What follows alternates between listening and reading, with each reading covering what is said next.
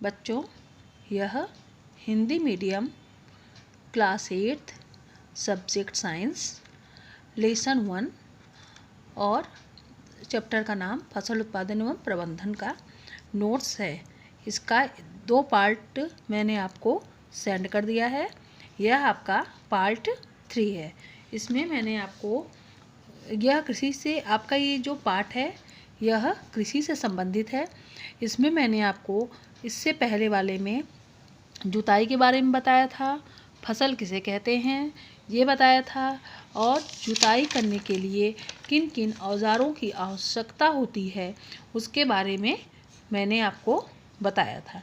आशा करती हूँ कि आपके समझ में आ गया होगा। अब इसके आगे का आप यहाँ से पार्ट 3 का देखिए। पहले बच्चों, मैंने आपको इसके पहले वाले वीडियो में बताया था कि आपको यह फिगर बनाना है कॉपी में। एक बार इस फिगर को आप फिर से देख लीजिए।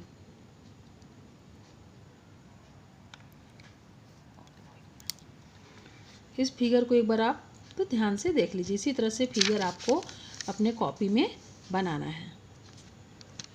अब आप इधर आ जाइए। अब इसके कुछ रिक्त स्थान और क्वेश्चन आंसर मैं आपको करा रही हूँ। इसको इसी तरह से आपने जहाँ यहाँ तक लिखा है उसके आगे का आपको इस तरह से लिख लेना है। ठीक है। पार्ट 3। अब आपका ये रिक्त स्थान है। उचित शब्द छाट कर रिक्त स्थानों की पूर्ति कीजिए। पहला क, एक स्थान पर एक ही प्रकार के बड़ी मात्रा में उगाए गए पौधों को फसल कहते हैं। इससे पहले मैंने आपको फसल हेडिंग डाल के भी लिखवाया है कि जब एक ही स्थान पर बड़ी मात्रा में एक ही प्रकार के पौधे उगाए जाते हैं तो उन्हें फसल कहते हैं। दूसरा है, फसल उगाने से पहले प्रथम चरण मिट्टी की यहाँ पे आपको भरना है तैयारी होती है।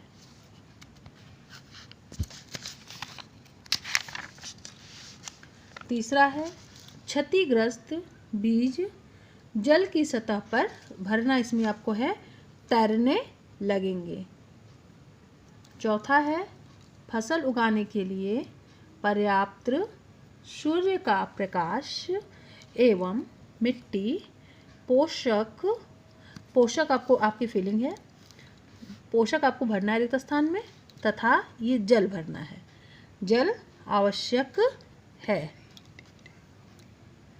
अब आपका दूसरा क्वेश्चन, ये आपका कॉलम दिया है। इसमें मैंने आपको सही मिलान करके लिखवा दिया है। ये आपका मिला हुआ है, सही मिलान इसमें हुआ है। आपको सही मिलान नहीं करना है। आपको इसी तरह से इसको कॉपी में उतार लेना है बच्चों। कॉलम ए में दिए गए शब्दों का मिलान कॉलम बी से कीजिए। पहला, खरीफ फसल।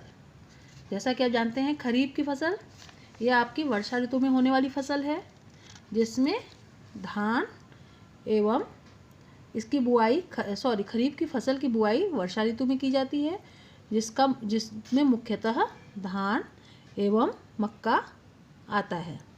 दूसरे नंबर पे आपका है रबी फसल। इसमें यह शीत ऋतु में की जाती है इसकी बुआई। इसमें मुख्यतः गेहूँ, चना और मटर, इसमें और आगे नहीं दिया है, जिसमें सरसों, अलसी इत्यादि आते हैं। तीसरा आपका है रासायनिक उर्वरक, यूरिया एवं सुपर फास्फेट।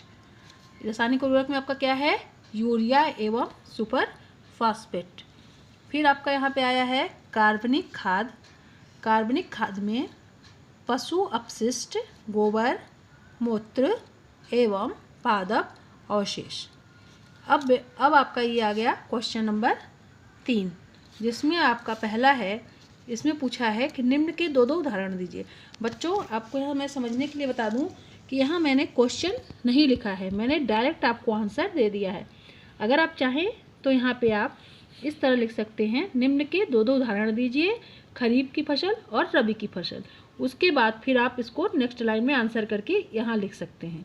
अगर ऐसा नहीं लिखना चाहते तो आप जैसे मैंने लिखा है उसी तरह से लिख दीजिए।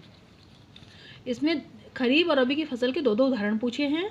तो इसमें खरीफ की फसल आपका धान एवं मक्का, रबी की फसल गेहूँ, चना और मटर है।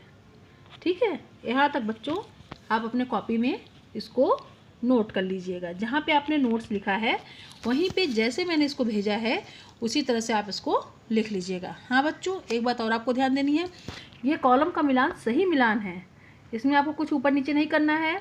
इसमें मैंने गलत मिलान वाला नहीं लिखा है, इसमें मैंने सही मिलान वाला आपको ये लिख के दे रही हूँ। ये मिलान आपका सही है, इसको इसी तरह से उतार लेना है। ठीक है, आशा करती हूँ कि इसको आप अपने कॉपी में उतार लोगे।